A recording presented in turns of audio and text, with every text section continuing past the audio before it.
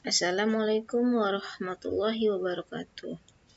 Apa kabar Anda semuanya? Semoga dalam keadaan sehat ya, sehingga dapat mempelajari pembelajaran kita hari ini. Hari ini kita akan mempraktekkan praktek uji validitas dan reliabilitas dengan aplikasi SPSS. Sebelum mulai, kita ulang terlebih dahulu terkait konsep ya. Jadi validitas di sini artinya adalah validitas berasal dari kata validity yang mempunyai arti sejauh mana ketepatan suatu alat ukur dalam mengukur suatu data. Bagaimana dengan pengertian reliabilitas? Nah, reliabilitas adalah suatu ukuran yang menunjukkan sejauh mana hasil pengukuran tetap konsisten bila dilakukan pengukuran 2 kali atau lebih terhadap gejala yang sama dan dengan alat ukur yang sama. Nah, lalu pertanyaannya, bagaimana kita melakukan uji validitas terhadap kuesioner? Nah, di sini teman-teman, uji instrumen atau uji kuesioner di sini harus dilihat dulu. Kita harus melihat pertanyaan seperti apa sih yang perlu dilakukan uji validitas. Nah, pertanyaan yang bisa dilakukan uji validitas dan reliabilitas adalah pertanyaan yang dibuat untuk mengukur variabel konsep, abstrak, dan laten. Contoh, di sini variabel-variabel abstrak contohnya seperti ada motivasi, ada pengetahuan, sikap, kinerja, kepuasan, dan lain-lain. Nah, itu teman-teman bisa bedakan nanti sebelum melakukan uji kuesioner, yaitu uji validitas dan reliabilitas. Nah, bagaimana dengan validitas? Validitas adalah ketepatan kecermatan pengukuran. Nah, untuk uji validitas yang digunakan adalah uji korelasi Pearson, atau simbolnya adalah R kecil. Nah, prinsip ujinya bagaimana? Yaitu melakukan korelasi skor masing-masing pertanyaan dengan skor total. Jadi dapat dilihat ya, Ananda semuanya, berarti kita akan mengkorelasikan antara skor. Berarti pertanyaan tadi harus sudah di-scoring terlebih dahulu sebelum melakukan uji validitas. Nah, keputusannya bagaimana? Nah, bila nilai R hitung atau nilai persennya besar dari R tabel, itu dikatakan bahwa item pertanyaan tersebut valid. Nah, jika R hitungnya kecil dari R tabel, maka pertanyaan tersebut dikatakan tidak valid. Bagaimana dengan reliabilitas? Nah, tadi sudah dijelaskan, reliabilitas adalah kestabilan pengukuran. Diukur berulang-ulang, hasilnya akan sama. Nah, uji yang digunakan adalah uji Cronbach alpha. Ketentuannya juga sama nih. Bila nilai Cronbach-nya besar sama dari R tabel, maka reliable. Bila Cronbach alpha-nya kecil dari R tabel, maka dikatakan tidak reliable. Oke, kita lanjut ke praktek uji validitas dan reliabilitas dengan SPSS. Yang pertama, di sini saya mempraktekkan bahwa jumlah sampel untuk uji validitas saya adalah 30 orang. Nah, yang perlu diketahui di sini, responden yang sudah digunakan untuk uji validitas ini tidak boleh ya digunakan lagi untuk penelitian. Jadi itu ya teman-teman, perlu diperhatikan. Nah, uji validitas dan reliabilitas tidak bisa disatukan antara beberapa konsep. Jadi, uji validitas dan reliabilitas ini harus dilakukan per variabel. Contoh, ada variabel pengetahuan, ada variabel sikap. Nah, berarti teman-teman nanti melakukan uji validitasnya per variabel. Contohnya saja pengetahuan terlebih dahulu, nanti baru berikutnya uji validitas sikap. Hasil uji validitas dan reliabilitas ini sebagai alat pertimbangan peneliti. Nah, jika variabel yang tidak valid dan reliable, ini bisa dibuang pertanyaannya, atau bisa diganti kalimatnya, tetapi teman-teman harus melakukan uji validitas ulang. Karena memang harus diuji lagi ya, apakah pertanyaan yang diedit tersebut sudah valid. Jadi pertanyaannya tetap dipakai karena ada juga nih pertanyaan yang vital sehingga tetap dipakai. Kita langsung ke langkah-langkah uji validitas dan reliabilitas menggunakan SPSS. Yang pertama langkahnya adalah entry data sesuai coding. Nah, ini entry data dari kuesioner ya, tadi yang kita sudah sebarkan ke 30 responden. Kita akan entry ke SPSS. Yang kedua adalah scoring. Yang ketiga pembuatan total skor. Yang keempat langkah uji validitas. Yang kelima interpretasi ya hasil uji validitas. Yang keenam uji reliabilitas. Yang ketujuh interpretasi uji reliabilitas. Nah, sebelum mulai ke langkah SPSS, kita harus tentukan dulu di sini teman-teman nilai R-table. Nah, nilai R-table akan sangat tergantung dengan jumlah responden untuk uji validitasnya. Contoh di sini saya menggunakan 30 orang, sehingga kita bisa mengetahui berapa sih nilai R-table untuk 30 orang responden. Rumusnya di sini ya, kita harus mencari dulu DF, di mana rumusnya adalah N dikurang 2. Sehingga N tadi adalah jumlah respondennya adalah 30, dikurang 2, sehingga DF-nya adalah 28. Jadi nanti teman-teman akan melihat pada baris ke-28. Selain itu, kita harus tahu juga nilai alfa atau signifikannya, yaitu yang kita ambil untuk kesehatan masyarakat adalah 0,05. Contoh di sini, karena 30 orang, kita bisa lihat ya pada tabel ini, yaitu ke baris ke-28 ya, dan signifikannya ini ya, yang dua arah atau uji dua arah. Kolom kedua, kita tarik garis lurus ke baris 28, hasilnya R-tabel adalah 0,3610. Jadi, dapat diambil kesimpulan ya, R-tabel kita untuk 30 orang adalah patokannya 0,3610. Oke, kita lanjut ke langkah-langkah uji validitas dengan SPSS. Yang pertama entry data. Nah, di sini saya sudah entry data ya teman-teman. Saya sudah entry data sesuai dengan coding, yaitu 1 untuk benar, 2 untuk salah ya. Jadi codingnya adalah seperti itu. Nah, teman-teman bisa sudah entry data, sudah sesuaikan dengan coding. Kebetulan di sini kuesioner yang saya gunakan adalah berpola positif semua. Sehingga kita bisa lanjut ke langkah yang kedua, yaitu scoring. Karena saya berpola positif, saya akan melakukan scoring, yaitu jika responden menjawab benar, berarti kita beri skor 1. Dan jika responden menjawab salah, kita beri skor 0. Langkahnya bagaimana? Kita masuk ke langkah yang kedua, yaitu scoring. Itu transform ya, terus record into different variable. Nah, kita akan ambil semua pertanyaan pengetahuan. Nah, ini teman-teman bisa kontrol all ya. Nah, ini karena polanya sama, jadi saya akan melakukan 1 kali tahap record saja, yaitu untuk pola positif. Ini saya ganti namanya C1 skor.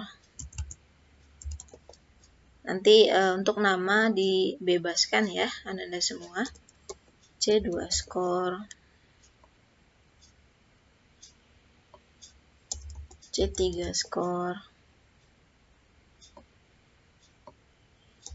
C4 skor.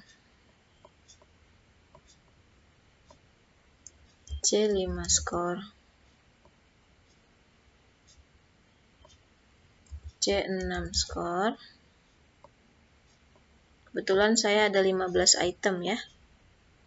C7 skor.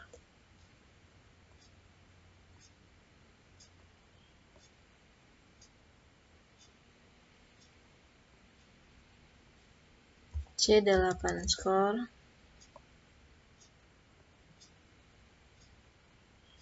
C9 skor. C10 skor. C11 skor. C12.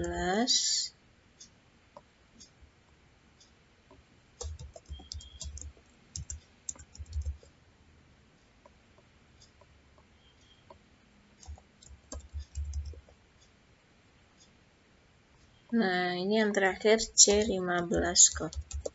Nah, ini saya sudah selesai mengganti semua nama. Kita bisa menuju ke all and new value.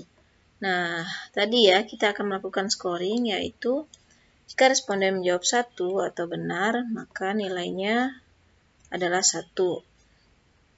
Jika responden menjawab 2 atau salah, maka nilainya adalah 0. Nah, oke ya, kita sudah melakukan tahap yang kedua, yaitu scoring. Continue dan oke.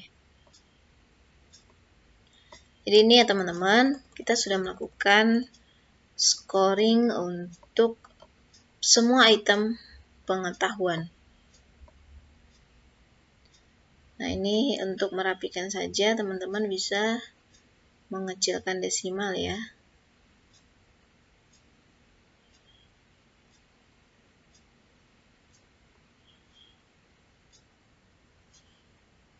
Nah, kita masuk ke langkah yang ketiga.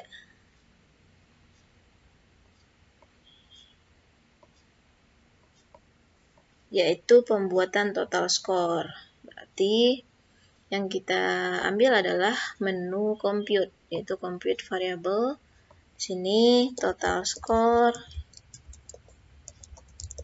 Bebas ya namanya, bisa topeng dan sebagainya. Yang kita jumlahkan adalah semua yang tadi kita sudah score. Kita tambahkan.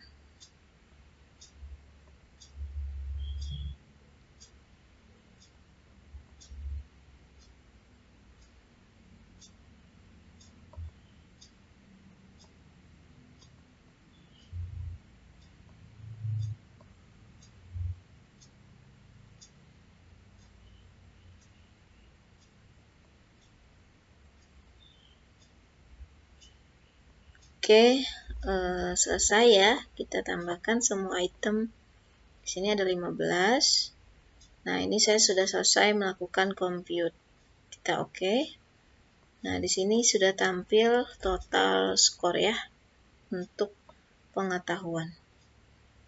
Kita bisa lanjut ke langkah berikutnya, yaitu langkah yang keempat adalah langkah uji validitas. Nah, caranya adalah di sini ya, analyze. Di sini teman-teman bisa pilih correlate atau korelasi ya. Yang diambil adalah bivariate.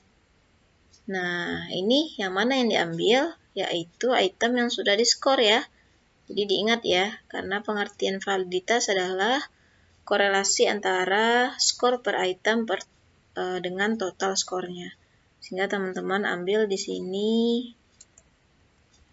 semua item yang sudah di-score tadi ya. Saya sampai 15. Nah, jangan lupa total skornya juga dimasukkan. Karena kita akan bandingkan dengan total skor. Sehingga di sini sudah masuk ya semua item dan total skornya. Nah, untuk correlate coefficient ini tetap pada Pearson. Tes signifikan juga tetap pada Tutel. Dan ini juga tetap saja. Kita langsung oke.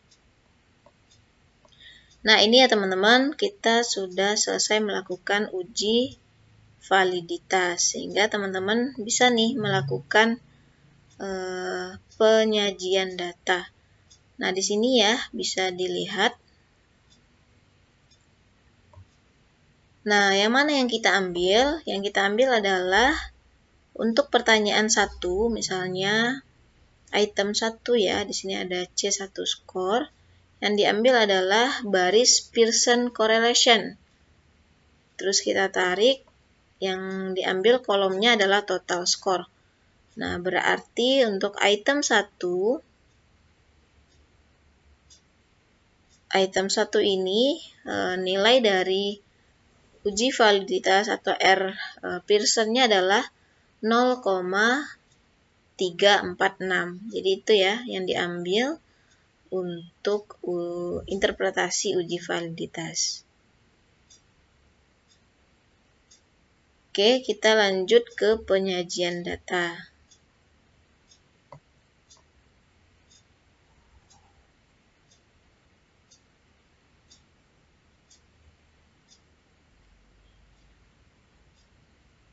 Bagaimana cara kita menyajikan hasil validitas? Nah, di sini saya ada 15 pertanyaan. Teman-teman bisa tampilkan narasinya seperti ini ya. Jadi boleh bebas atau disesuaikan dengan yang teman-teman inginkan. Yang saya contohkan adalah seperti ini.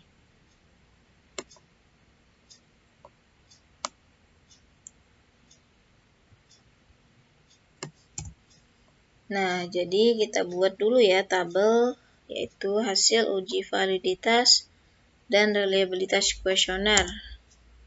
Nah, tadi saya melakukan uji validitas pengetahuan. Nah, itemnya ada 15 ya. Nah, di sini R hitung atau nilai Pearson ya. R tabel, ini kelompok apa atau nilai reliable. Oke, ini data yang lama, saya hapus dulu.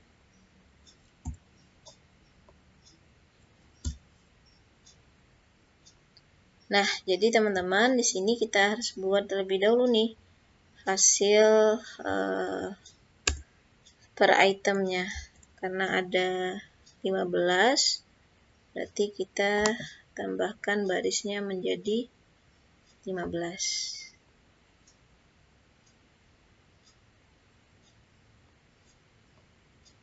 Item 1, item 2, 3, item 4, item 5, item 6,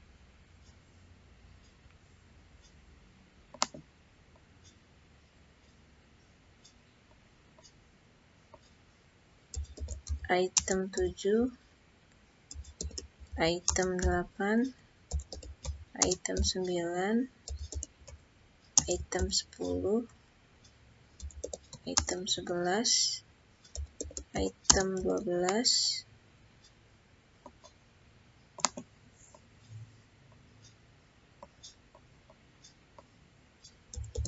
item 13, item 14, item 15. Oke, sudah kita buat template-nya seperti ini.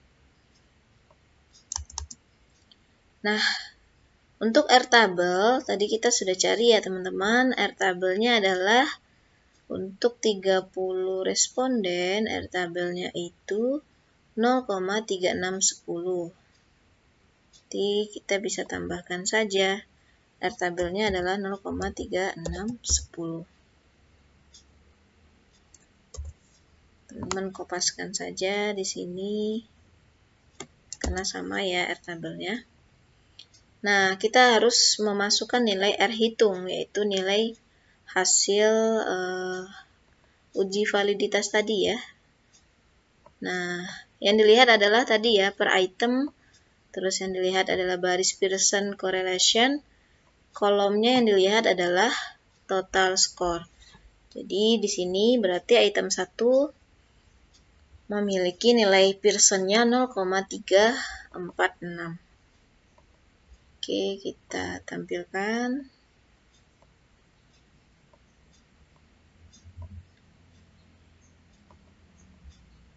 Nah, ini ya, untuk item 1 yaitu 0,346.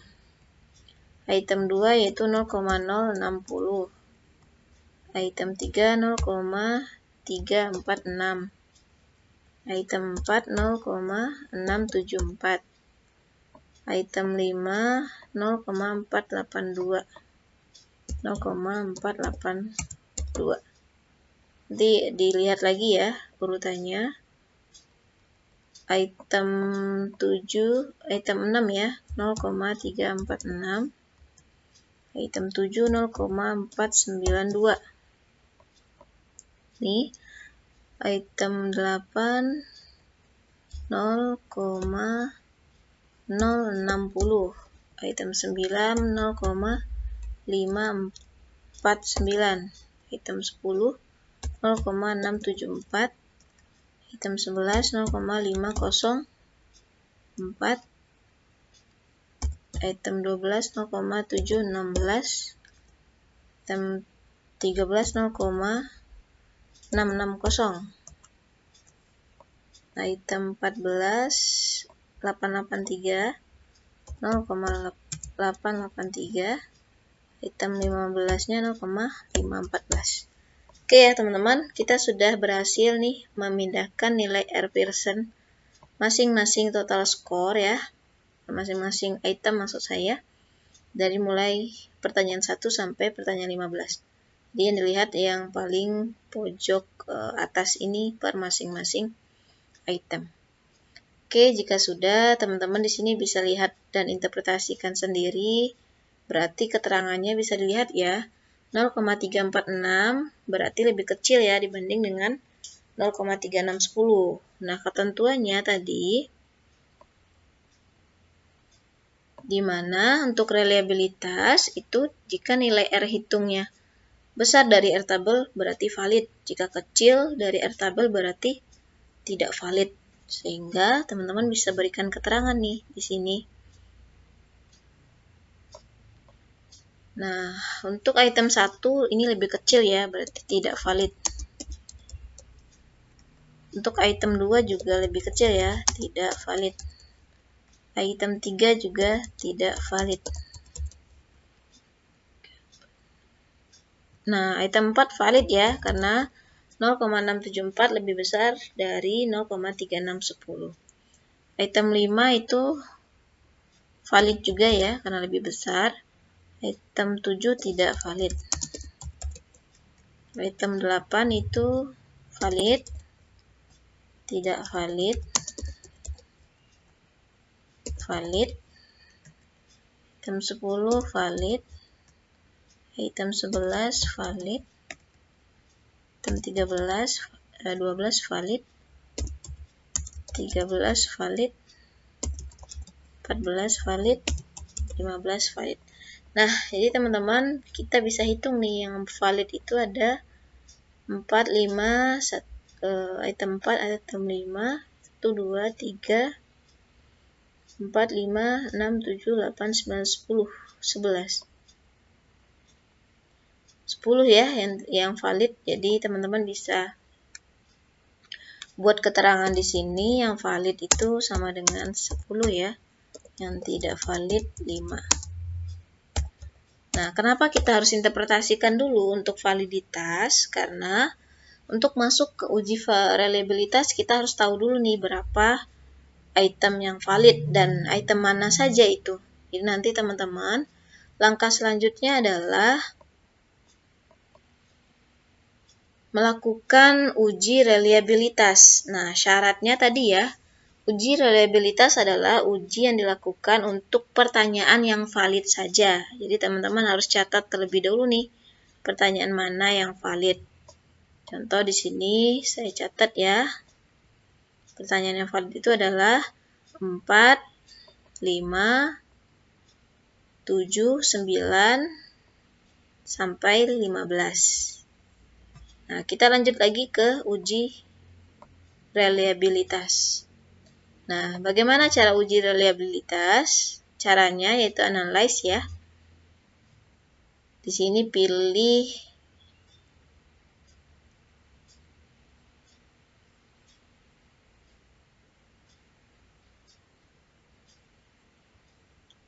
Jangan lupa teman-teman catat terlebih dahulu ya itemnya, jadi tidak bolak-balik.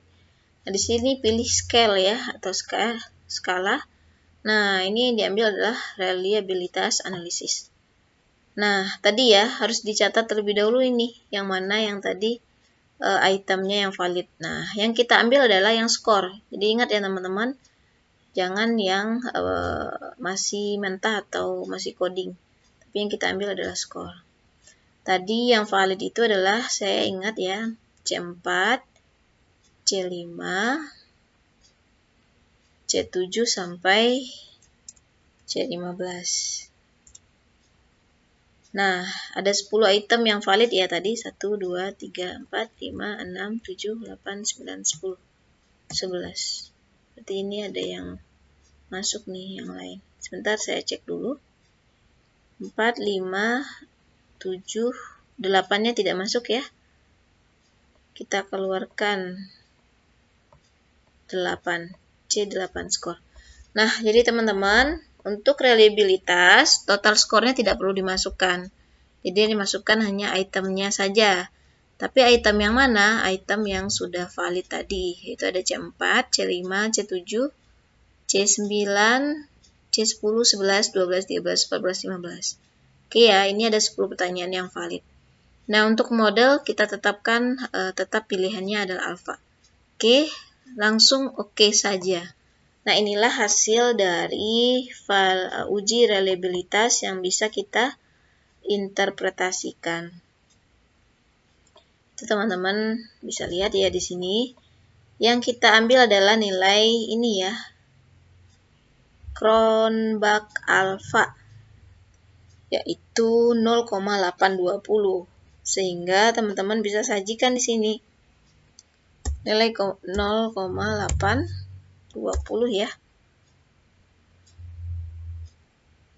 0,820. Nah, sehingga bisa diambil kesimpulan ya.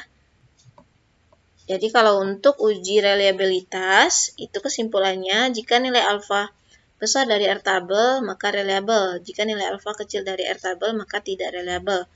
Nah, pada hasil ternyata nilai Cronbach alfanya itu 0,820, sehingga jika dilihat dengan nilai R tabel, berarti bisa disebutkan bahwa 10 item pertanyaan yang valid tadi itu, jadi 5-nya tidak masuk ya, itu berarti pertanyaannya adalah reliable.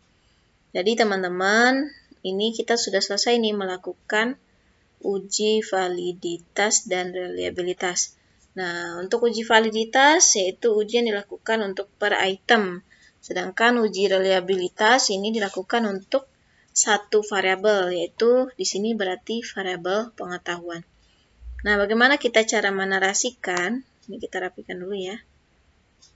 Nah, untuk narasinya bebas ya, teman-teman. Di sini saya coba narasinya seperti ini.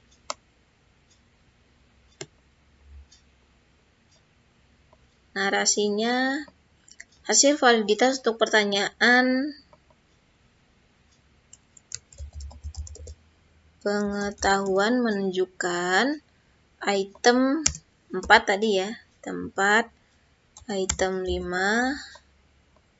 item 7, item 9, item 10, item 11, item 12, item 13, item 14, item 15 memiliki R hitung lebih besar dari R tabel, sehingga ke-10 ya, ke-10 item pertanyaan dikatakan valid. Selanjutnya, hasil reliable menunjukkan nilai Cronbach alpha yang juga besar dari R tabel, sehingga ke-10 pertanyaan tersebut juga reliable. Nah, jadi teman-teman,